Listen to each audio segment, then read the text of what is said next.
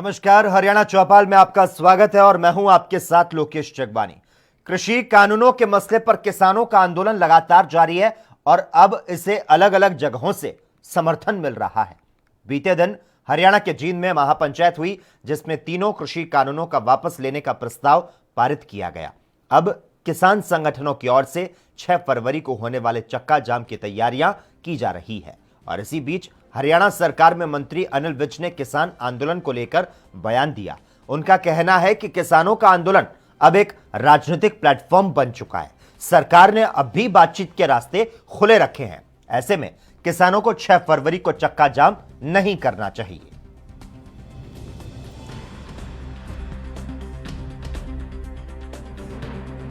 बड़ी बड़ी समस्याएं भी हैं, अंतर्राष्ट्रीय समस्याएं भी बातचीत से हल होती हैं और बातचीत के लिए हमारी सरकार हमेशा तैयार है। प्रधानमंत्री जी ने भी कहा है कि बातचीत के रास्ते खुले हैं, तो उनको बातचीत के लिए आगे आना चाहिए। धरना देने का, प्रदर्शन करने का प्रजातंत्र में सबको अधिकार है, लेकिन इस बात की चिंता जरूर करनी चाहिए कि हमें अपना वो अधिकार इस्तेमाल करते हुए दूसरों के अधिकार का हनन ना हो, आम जनता को दुख तकलीफ ना हो। इसलिए किसान नेताओं से मेरा अनुरोध है कि वो 6 तारीख का चक्का जाम स्थगित करें। कोई उकसा रहा है सर इनको? नहीं, वो आप देख ही रहे हैं कि ये किसान मंच ना होके राजनीतिक पार्टियों का मंच बन गया। सभी राजनीतिक नेता वहां पर जाकर अपनी रोटियां राजभवन कूच करने के बाद हरियाणा में विपक्ष के नेता और पूर्व सीएम भूपेंद्र हुड्डा ने एएनबी न्यूज के साथ खास बातचीत में कहा कि हमें बताया गया है कि राज्यपाल नहीं, लेकिन इसकी असलियत क्या है पता नहीं है। भूपेंद्र सिंह हुड्डा है जो अभी जो प्रोटेस्ट है उससे वापस लौट रहे हैं। जानते हैं क्या आश्वासन मिला या क्या उनको समय दोबारा मिला? सर, क्या आश्वासन मिला? नहीं, कुछ इन जो हमने पहले पत्र दिए थे उनकी कॉपी दे दी। वो कहने राज्यपाल जी है नहीं, उनका आएंगे देंगे, लेकिन मेरे को जो ये रवैया है वो लगता है अप्रजातांत्रिक है। पहले कहा गया स्वास्थ्य ठीक नहीं है, अब कहा गया राज्यपाल नहीं है, असलियत क्या पता नहीं। जो आपका था सर अविश्वास प्रस्ताव की ही मांग थी, नहीं, स्पेशल सेशन की थी। शुक्रिया। तो ये देखा, ये नेता विपक्ष भूपेंद्र सिंह हुड्डा थे। इन्होंने कहा कि हमें समय नहीं मिला। जो मुख्य जो मांग थी वो विशेष सत्र बुलाया जाने की थी ताकि सरकार के खिलाफ जो है अविश्वास प्रस्ताव लाए जा सके। कैमरामैन करमवीर वालिया के साथ एएनबी न्यूज के लिए अभिषेक कक्षक, चंडीगढ़। हरियाणा के राज्यपाल से मुलाकात का समय नहीं मिलने के बाद सभी कांग्रेस विधायक वापस लौट आए और इस दौरान एएनबी न्यूज के साथ खास बातचीत में कांग्रेस विधायक रघुवीर कादियान ने कहा कि राज्यपाल की नैतिक जिम्मेदारी है जनता और विपक्ष के नेताओं से मिले। तो विधायक है कांग्रेस के, नेता विपक्ष की बात करें या जो उनके तमाम जो विधायक हैं अब वापस लौट रहे हैं। समय नहीं मिला है इनको, तो इसलिए अब ये वापसी की तरफ इन्होंने कूच कर लिया है। राज्यपाल महामहिम की तरफ से समय नहीं मिला स्वास्थ्य कारणों के चलते। तो आप देख सकते हैं नेता विपक्ष जो भूपेंद्र सिंह हुड्डा है वो इस समय गाड़ी में बैठ गए हैं और अभी उनका कारण पूछते हैं कि क्या अंदर से आश्वासन मिला या क्या जवाब जो उनको मिला है, इससे बातचीत करने की हम कोशिश करेंगे। इस तरह जो ये देख रही है, ये विधायक जो हैं ये तमाम ये इधर अब आ चुके हैं और वापसी की ओर जो है इन्होंने जाएंगे और ये जो समय नहीं मिला, लेकिन अब बात करेंगे कि क्या इसकी चर्चा रही और क्या बातचीत जो है सामने आई। तो अब ये रघुवीर कादियान है यहाँ पर, उनसे बात करेंगे। ये पूर्व स्पीकर हैं। सर, क्या जवाब आया वहाँ से? वो कह रहे हैं कि उसमें जवाब तो लोकतंत्र में जो है जी, जब सुबह ये बोले कि भाई गवर्नर साहब की सेहत ठीक नहीं है, अब ये कह रहे हैं कि गवर्नर साहब हेडक्वार्टर पर मौजूद नहीं है। सच्चाई क्या है वो तो ये जाने, लेकिन हम तो ये है भाई गवर्नर साहब से मिलना चाहते हैं। ये उनकी कॉन्स्टिट्यूशनल जिम्मेवारी है, विपक्ष के नेता से पब्लिक से मिलें, पब्लिक से भी उनकी नैतिक जिम्मेवारी है। ये तो विपक्ष के नेता है, मजबूत विपक्ष है, 10 साल मुख्यमंत्री रहे हैं, तो उनसे मिलना चाहिए। फैसला क्या लें क्या नहीं वो उनके विवेक पर हम छोड़ते हैं, लेकिन मिलना चाहिए। मिल नहीं रहे हैं, ये लोकतंत्र का गला घोटने वाली बात है। क्योंकि हम जो है ना, हम सेशन बुलाने की मांग कर रहे हैं। 70 दिन से किसान बैठा है, 150-200 के करीब आदमी मर लिए, तो हम उनकी आवाज़ उठा रहे हैं। हम नो कॉन्फिडेंस रखेंगे, उसमें पता लग जाएगा कौन आदमी कुर्सी के साथ है, कौन आदमी किसान के साथ है। तो ये इतनी बारिश का समय है और बारिश चल भी रही है, तो ऐसे समय में क्या लगता है आपको समय नहीं मिलना चाहिए था? अब जो मनाही हुई है, कोई पत्र आया या पुलिस प्रशासन की ओर से ये जवाब आया? पुलिस प्रशासन की तरफ से जवाब आया। तो अब आगे की क्या रणनीति रहने वाली है? आगे की रणनीति बैठ के करेंगे। तो ये थे जो पूर्व स्पीकर और बेरी से कांग्रेस विधायक रघुवीर कादियान, जिन्होंने कहा कि इनको समय नहीं मिला, राज्यपाल महामहिम यहाँ पर मौजूद नहीं है। अब इस तरह का जवाब जो पुलिस प्रशासन की ओर से आया और ये अब ये वापस जो जाकर नेता विपक्ष भूपेंद्र सिंह हुड्डा की अगुवाई में अगली जो रणनीति तय करेंगे। कैमरामैन करमवीर वालिया के साथ एएनबी न्यूज के लिए अभिषेक तक्षक, चंडीगढ़। वहीं उससे पहले हरियाणा के कांग्रेस विधायकों ने राज्यपाल सत्यदेव नारायण आर्य से मिलने का समय नहीं दिए जाने के बाद राजभवन की ओर पैदल कूच किया। कांग्रेस विधायकों का नेतृत्व पूर्व मुख्यमंत्री और विधायक दल के नेता भूपेंद्र सिंह हुड्डा ने किया। कांग्रेस 3 कृषि कानूनों का विरोध कर रही है।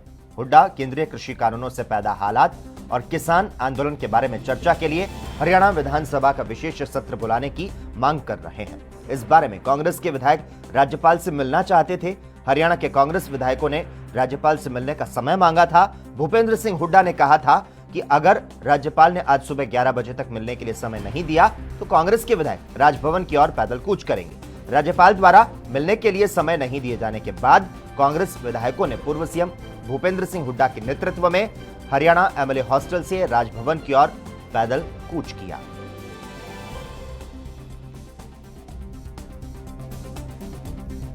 पर्पज हमारा ये है कि हमने 2 बार पत्र लिखे राज्यपाल जी को, हम मिलना चाहते हैं उनको और मांग कर रहे हैं उनसे कि स्पेशल सेशन बुलाया जाए।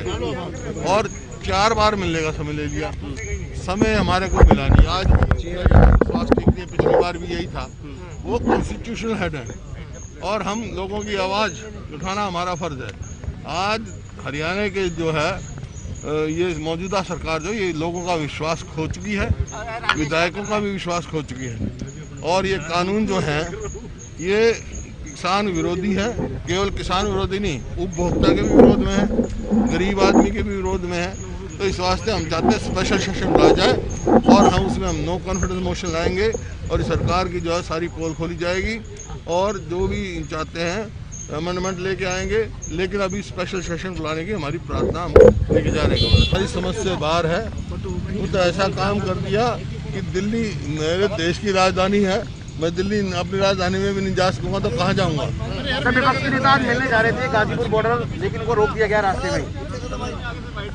तो जाने, लेकिन आज तो राज्यपाल से मिलने जा रहे।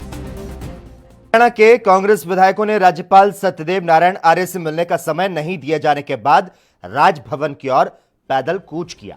और इस खबर पर ज्यादा जानकारी देने के लिए इस वक्त चंडीगढ़ से हमारे साथ हमारे संवाददाता अभिषेक तक्षक फोन लाइन पर जुड़ चुके हैं। अभिषेक, कांग्रेस विधायकों का नेतृत्व पूर्व मुख्यमंत्री और विधायक दल के नेता भूपेंद्र सिंह हुड्डा के साथ नजर आया। कांग्रेस 3 कृषि कानूनों का विरोध कर रही है और हुड्डा केंद्रीय कृषि कानूनों से पैदा हालात और किसान आंदोलन के बारे में चर्चा के लिए हरियाणा विधानसभा का विशेष सत्र बुलाने की मांग कर रहे हैं। क्या कुछ अपडेट ऐसे लेकर? बिल्कुल, देखिए जो आज सुबह 11 बजे जो है राज्यपाल का जो निवास स्थान है, जो राजभवन जो है, उसका घेराव जो है कांग्रेस के जो तमाम जो विधायक हैं, नेता विपक्ष भूपेंद्र सिंह हुड्डा की अगुवाई में जो है घेराव करने के लिए उन्होंने कूच किया और विरोध प्रदर्शन के तौर पर ये जो उनका मार्च था वो रहा। और ये उनका जो मुख्य मांग यही थी कि जो राज्यपाल जो हैं सत्यदेव नारायण आर्य वो विधानसभा का जल्द से जल्द बुलाएं। और इसके लिए उन्होंने इससे पहले भी 3 बार जो है पत्र लिखा था और ये 4थी बार जो है उन्होंने मांग की थी समय देने की, लेकिन जो राज्यपाल का स्वास्थ्य खराब होने के चलते जो है समय एक बार फिर जो है कांग्रेस को नहीं मिल पाया। और तो इसके विरोध में जो है कांग्रेस की ओर से ये जो रोष मार्च जो है कि निकाला गया और अपना विरोध जताया उन्होंने। और जो जजपा जो सरकार है उसके विरोधी जो नारे भी लगाए, जो कि एमएलए हॉस्टल चंडीगढ़ सेक्टर 3 से होते हुए राज्यपाल जो राजभवन है वहां तक जो है तमाम जो कांग्रेसी विधायक थे वो नेता विपक्ष भूपेंद्र सिंह हुड्डा की अगुवाई में गए और पूरे रास्ते जो है बीजेपी सरकार के खिलाफ जो नारेबाजी करते हुए ये तमाम विधायक वहां तक पहुंचे और आगे जो राजभवन के नजदीक जो लगभग 200 मीटर के दूरी पर बैरिकेड जो चंडीगढ़ पुलिस के अधिकारियों या कर्मचारियों की ओर से लगाया गया था ताकि जो कांग्रेसी विधायक हैं वो राजभवन तक ना पहुंच सके और उसके बाद वही विरोध जताया गया और जो तमाम जो विधायक थे उनके हाथ में जो बढ़ती महंगाई और तीनों कृषि कानून वापस ले और जो अन्य जो किसानों की मांग थी और वहीं जो विशेष सत्र बुलाई जाने की मांग थी, इस तरह की जो तख्तियां उनके हाथ में विशेष सत्र बुलाई जाने की जो कांग्रेस लगातार जो मांग कर रही है वो मांग पूरी नहीं की गई। वो अविश्वास प्रस्ताव जो है विधानसभा विशेष सत्र बुलाने के लिए उनकी मांग थी और विशेष सत्र अगर बुलाया जाता है तो इनका ये कहना है कि हम इसमें अविश्वास प्रस्ताव की मांग करेंगे और सरकार जो है अल्पमत में है और सरकार जो है जनता के बीच जो अपना जो उम्मीद जो सरकार से जो जनता की है वो खो चुकी है, सरकार विश्वास खो चुकी है जनता के बीच में, तो उसके लिए वो अविश्वास प्रस्ताव लाना चाहते थे। इसी को तहत जो आज जो कार्यक्रम था कांग्रेस का तमाम विधायकों का जो रोष मार्च था वो रहा। जी अभिषेक, जिस तरह से कांग्रेस बार बार राज्यपाल से विधानसभा का विशेष सत्र बुलाने की मांग कर रही है, एक बार फिर राज्यपाल से गुहार लगाने की कोशिश की गई है, आपसे जानना चाहेंगे कांग्रेस के अविश्वास प्रस्ताव में नंबरों की संख्या की अगर बात करें तो वो तो सरकार के पक्ष में नजर आती है क्योंकि 90 विधायकों की हरियाणा विधानसभा में मौजूदा विधायकों की जो संख्या है वो 88 है। ऐलनाबाद से विधायक अभय चौटाला किसानों के मुद्दे पर इस्तीफा दे चुके हैं। कालका से कांग्रेस विधायक प्रदीप चौधरी को हिमाचल के कोर्ट से 3 साल की सजा सुनाए जाने के बाद उनकी सदस्यता रद्द हो चुकी है। आगे कांग्रेस का क्या कुछ प्रस्ताव है? बिल्कुल, देखिए जो कांग्रेस के पास इस समय जो है 30 विधायक हैं, पहले 31 थे क्योंकि जो प्रदीप चौधरी है उनको हिमाचल कोर्ट की तरफ से 3 साल की सजा सुनाए जाने के बाद जो है विधानसभा की सदस्यता रद्द की जा चुकी है। ये सीट खाली दर्शाई गई है, नोटिफिकेशन भी इसकी जो है इलेक्शन कमीशन को भेज दी गई है विधानसभा की ओर से। तो अब जो संख्या कांग्रेस के पास 30 मौजूदा समय में विधायक है, वही जो बीजेपी की बात करें तो बीजेपी के पास 40 विधायक हैं, वही 10 जो जेजेपी के विधायक है उनका समर्थन प्राप्त है, सरकार का वो इस समय हिस्सा है और वही जो 7 में से लगभग 5 जो निर्दलीय विधायक हैं उनका जो है सरकार को समर्थन इस समय मौजूदा में प्राप्त है। तो ऐसे में जो है 45 विधायक बहुमत के में अगर बीजेपी बहुमत के लिए 45 विधायक को की जरूरत है और कहीं ज्यादा 45 से कहीं ज्यादा जो विधायक इस समय सरकार के साथ खड़े दिखाई दे रहे हैं अगर आंकड़ों की या नंबरों की बात करें।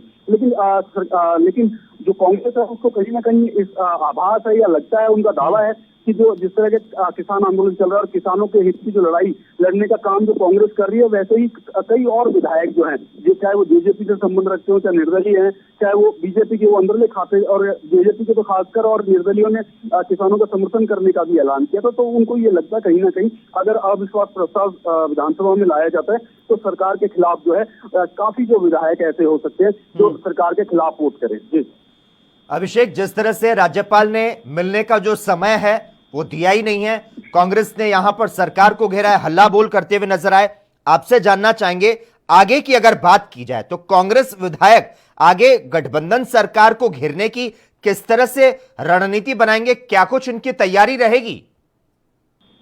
बिल्कुल, जब इस विषय पर जो नेता विपक्ष भूपेंद्र सिंह हुड्डा से बात की तो उन्होंने साफ तौर पर कहा कि अगली जो रणनीति है वो तैयार की जाएगी क्योंकि अभी बजट सत्र जो है वो आना बाकी है, जो फरवरी के आखिर में या मार्च की शुरुआत में जो और जल्द ही इसकी घोषणा हो सकती है क्योंकि 10 तारीख को मुख्यमंत्री मनोहर लाल खट्टर की अध्यक्षता में कैबिनेट की बैठक है और उस कैबिनेट की बैठक में जो है विधानसभा के सत्र का जो है ऐलान किया जा सकता है, तारीखों का कितने दिन का रहेगा उसकी घोषणा हो सकती है। तो उसी को लेकर अगली रणनीति कांग्रेस की रहेगी कि जो बजट सत्र हो उसमें अविश्वास प्रस्ताव की मांग की जाए और क्योंकि इसमें 10 विधायक अगर जैसे विधानसभा अध्यक्ष से हमारी बात हुई उनका ये कहना है कि 10 अगर विधायक अविश्वास प्रस्ताव की मांग करते हैं तो वो मांग मानी जा सकती है। अगर ये मांग मानेगी तो अविश्वास प्रस्ताव कांग्रेस इस बजट सत्र में लेके आएगी और वोटिंग की अपील करेगी विधानसभा अध्यक्ष से कि जो इसमें वोटिंग कराई जाए ताकि जो दावा करते हैं किसानों के साथ हम खड़े हैं, जो विधायक इस तरह का दावा करते हैं वो भी साफ हो सके, उनकी पिक्चर क्लियर हो सके कि सरकार के खिलाफ अगर वो वोट करते हैं तो वो किसानों के साथ है, अगर सरकार के साथ वो वोट करते हैं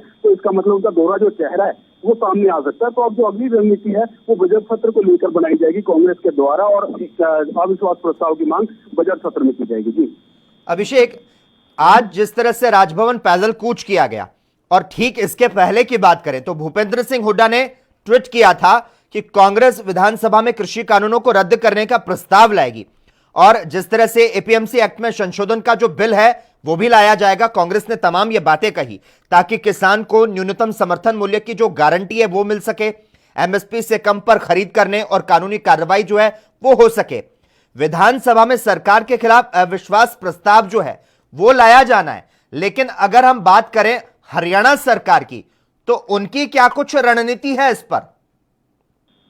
जी बिल्कुल, देखिए जैसे बजट सत्र आएगा तो सरकार जो बीजेपी कहे या सरकार कहे उनसे तमाम विधायकों की बैठक आयोजित की जाएगी और किस तरह कांग्रेस के जो आरोप है या जो कांग्रेस की जो मंशा है उससे निपटने की और रणनीति जो बीजेपी बनाएगी। इस तरह से जो बीजेपी के जो नेता हैं जिनसे हमारी बात हुई उनका यही कहना था कि बजट सत्र आएगा तो ये जरूर साफ हो जाएगा जो कांग्रेस है वो इस समय रचे पूरी राजनीति कर रही है, क्योंकि ज्यादातर जो विधायक है वो बीजेपी के साथ है और किसी तरह की भी सरकार को कोई खतरा नहीं है। तो इस तरह की जो बीजेपी की ओर से बात की गई और उन्होंने कहा कि अगर किसी तरह जब बजट सत्र में आए कांग्रेस अविश्वास प्रस्ताव लेके आएगी तो दूध का दूध पानी का पानी हो जाएगा। और जो ये कोरी राजनीति इसको करार दिया बीजेपी की ओर से और वो सब तैयार है। वो कहता हम अगर कांग्रेस विधानसभा में जब आएगी तो इसका जवाब जिस हिसाब से उनको चाहिए उस हिसाब से जवाब कांग्रेस को मिलेगा। और वहीं जो अविश्वास प्रस्ताव की जो बात है कांग्रेस की ओर से की गई, उसके अलावा जैसे तीनों कृषि कानून को रद्द करवाने के लिए और जो कृषि कानून है उसमें बदलाव, एमएसपी की गारंटी और जो अगर मंडियों से बाहर अगर कोई अपनी फसल बेचता है और उसको उचित दाम नहीं मिलता तो उसके लिए दंडनीय अपराध की जो है कानून बनाया जाए, इस तरह का भी जो प्रस्ताव है वो उसका नेता विपक्ष भूपेंद्र सिंह हुड्डा द्वारा जो ऐलान किया गया कि इस तरह के प्रस्ताव भी कांग्रेस जो अलग अलग तरीके से विधानसभा में लेकर आएगी। जी अभिषेक, एक आखिरी सवाल मैं आपसे यहाँ पर करना चाहूंगा, समझना चाहूंगा आपसे, अब जब ये जो आंदोलन है किसानों का आंदोलन जो है वो पंजाब हरियाणा के अलावा जिस तरह से उत्तर प्रदेश और खासकर पश्चिमी उत्तर प्रदेश के सभी जिलों तक पहुंच चुका है, आपको क्या लगता है हरियाणा के अलावा कहीं ना कहीं भारतीय जनता पार्टी के लिए गले की हड्डी बन गए हैं किसानों का ये आंदोलन? और क्या लगता है आने वाले समय में क्या जो चुनाव होने हैं उस पर भी किसी तरह का कोई नुकसान जो है वो भारतीय जनता पार्टी को उठाना पड़ सकता है? बिल्कुल, देखिए अभी पहले बात करें चुनावों की तो अभी जो है पंचायत चुनाव जो है सबसे पहले होने हैं प्रदेश में और जो बाकी जैसे दो कालका सीट जो है इसमें अगर राहत नहीं मिलती प्रदीप चौधरी को उच्च न्यायालय से तो वो भी खाली सीट है और उस पर भी चुनाव होगा। तो इसमें लाजमी है कि किसान अगर जो है वो आंदोलनग्रस्त है और आंदोलन इस समय किसानों का चल रहा है तो बीजेपी को इससे नुकसान का सामना जरूर हो सकता है। लेकिन हालांकि बीजेपी इस बात से इनकार कर रही है कि किसी तरह का उनको किसी नुकसान हो और दोनों जो सीटें हैं वो बीजेपी के खाते में जाएगी। इस तरह का बीजेपी की ओर से ऐलान है कि वो अगर चुनाव मजबूती से लड़ेगा और जो रिजल्ट है वो बीजेपी के पक्ष में आएगा। लेकिन जो जानकार राजनीतिक जो जानकार है उनका ये कहना है जिस तरह की घटनाएं इस दौरान जो विधायकों के साथ बीजेपी के नेताओं के साथ हुई है उनका विरोध जिस तरह हुआ, चाहे वो मुख्यमंत्री का हो चाहे उनके प्रदेश अध्यक्ष का हो तो और जो तमाम इनके बड़े नेता या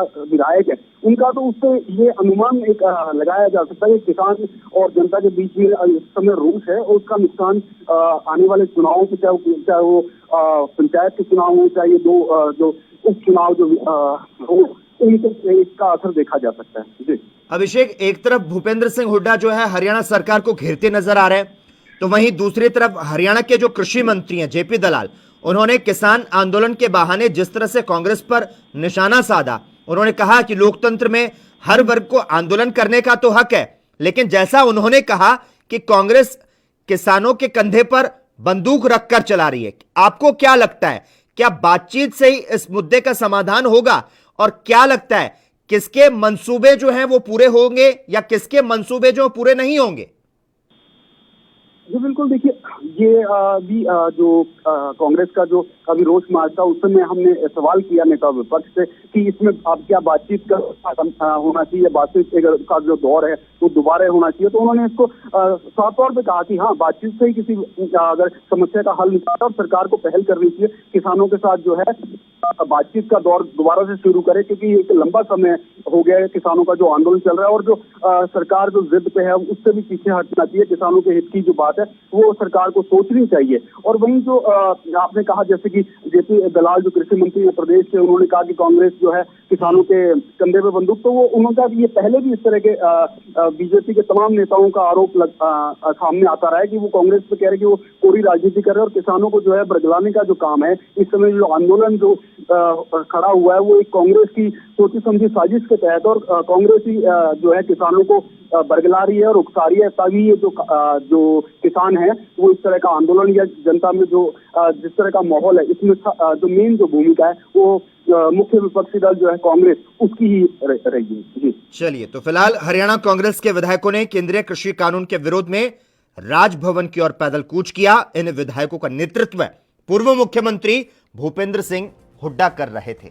धन्यवाद अभिषेक, तमाम जानकारी देने के लिए, हमारे साथ इस मुद्दे पर जुड़ने के लिए। वहीं पैदल कूच के दौरान कांग्रेस विधायकों ने हाथों में नारे लिखे तख्तियां जो हैं वो ले रखी थी। इन तख्तियों पर किसानों और उनके आंदोलन के समर्थन में नारे लिखे थे। कांग्रेस विधायक इस दौरान नारेबाजी कर रहे थे और तीनों कृषि कानून वापस लेने की मांग कर रहे थे।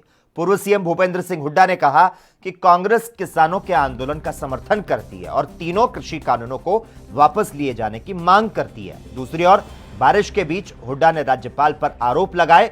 उन्होंने कहा कि सुबह खबर आई कि राज्यपाल का स्वास्थ्य ठीक नहीं है।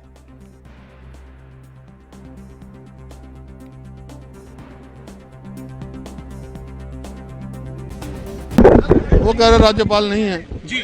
सुबह खबर आई राज्यपाल जी का स्वास्थ्य ठीक नहीं है, पता नहीं असलियत अंदर जाके पता लगेगा। के मौसम में दो बार ये लेटर मंगवाने को कैसे देखते हैं आप? लगातार पहले भी आपने ये अनडेमोक्रेटिक है, अप्रजातांत्रिक तरीके हैं। नहीं तो राज्यपाल जी को तुरंत बुला लेना चाहिए था और सेशन बुलाना चाहिए था। हरियाणा के महेंद्रगढ़ जिले में शुरू हुआ एनएचएआई का पहला टोल टैक्स विवादों से घिर गया। मामला नारनौल जयपुर रोड के बहाली गांव में बने टोल बूथ का है, जहां पर टोल बूथ शुरू होते ही स्थानीय निवासियों के ही धड़ाधड़ टोल काटने शुरू कर दिए गए और इसको लेकर स्थानीय निवासियों में भारी रोष पनप गया और देखते ही देखते टोल बूथ पर भीड़ इकट्ठा होना शुरू हो गई। तो वहीं इस मामले की सूचना पाकर पुलिस भी मौके पर पहुंच गई।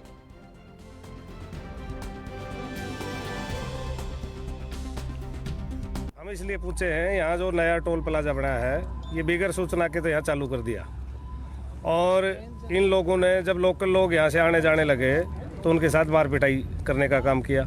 हमें सूचना मिली तो हम यहाँ मौके पर आए हैं।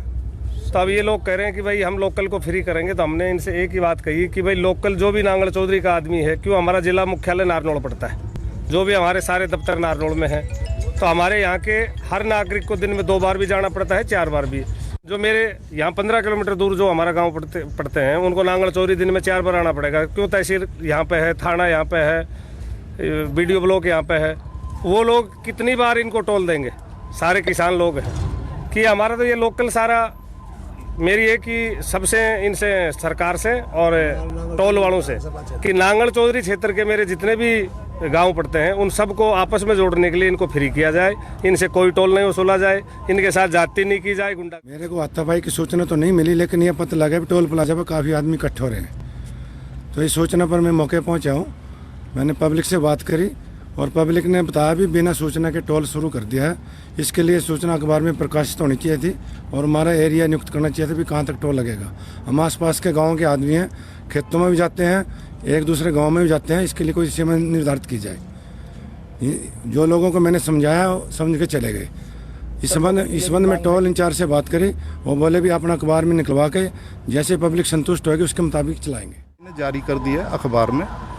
कल 2 बजे के करीब हमें सूचना मिली थी कि जी आपको सुबह 8 बजे टोल चलाना है। तो हम अपना जैसा भी स्टाफ था लेके अपने आ गए। PD साहब सुबह आए थे, वो 8 बजे हमारा फीता काट के उद्घाटन कर गए और हमने ये टोल चला दिया। हमें ही कल शाम को नोटिस मिला है। हरियाणा में मेरा पानी मेरी विरासत जैसी योजनाओं का असर अब सोनीपत जिले के भूजल स्तर पर पड़ने लगा है। रोहतक रेंज के हाइड्रोलॉजिस्ट ग्राउंड वाटर सेल की तरफ से सरकार को भेजी रिपोर्ट के मुताबिक जिले के भूजल स्तर में औसतन 0.28 मीटर का सुधार हुआ, जिसके बाद सोनीपत का औसतन भूजल स्तर 11.97 मीटर पहुंच गया। हालांकि अब भी जिला का मूर्थल और गन्नौर ब्लॉक गिरते भूजल स्तर की वजह से चिंता का विषय बना है। मानसून सीजन के बीत जाने के बावजूद दोनों ब्लॉक्स में भूजल स्तर में गिरावट दर्ज हुई है। मूर्थल ब्लॉक में भूजल स्तर औसतन 30.96 मीटर तक गिर गया है, जबकि गन्नौर ब्लॉक का भूजल स्तर औसतन 25.52 मीटर तक पहुंच चुका है। भूजल स्तर पर नजर रखने के लिए hydrologist ground water cell Rohtak, Sonipat, Jhajjar जिले में साल में 2 बार भूजल सर्वे करता है। पहला सर्वे मानसून सीजन शुरू होने से पहले और दूसरा सर्वे मानसून सीजन खत्म होने के बाद किया जाता है। अक्टूबर में शुरू हुए सर्वे की रिपोर्ट जनवरी में आती है, जिसमें सोनीपत जिले में औसतन भूजल स्तर में मामूली सुधार हुआ है।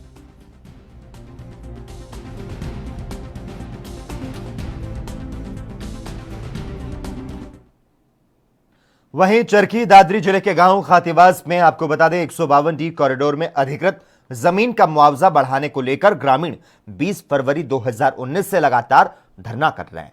हालांकि कोविड-19 के चलते कुछ समय के लिए धरना स्थगित किया गया, लेकिन उसके बाद से धरना लगातार जारी है। तो वहीं अधिकृत जमीन पर कब्जा लेने के लिए प्रशासन पुलिस बल के साथ 2 बार गांव में पहुंच चुका है, लेकिन ग्रामीणों के विरोध के चलते जमीन पर कब्जा नहीं कर सका।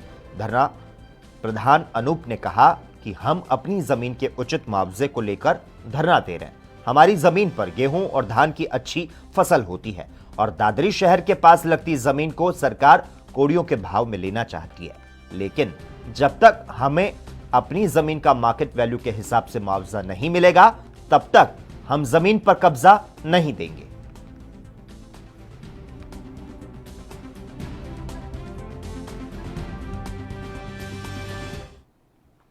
और इसी के साथ ही हरियाणा चौपाल में आज के लिए बस इतना ही। तमाम अहम खबरों के लिए लगातार आप जुड़े रहिए हमारे साथ और देखते रहिए ANB न्यूज़।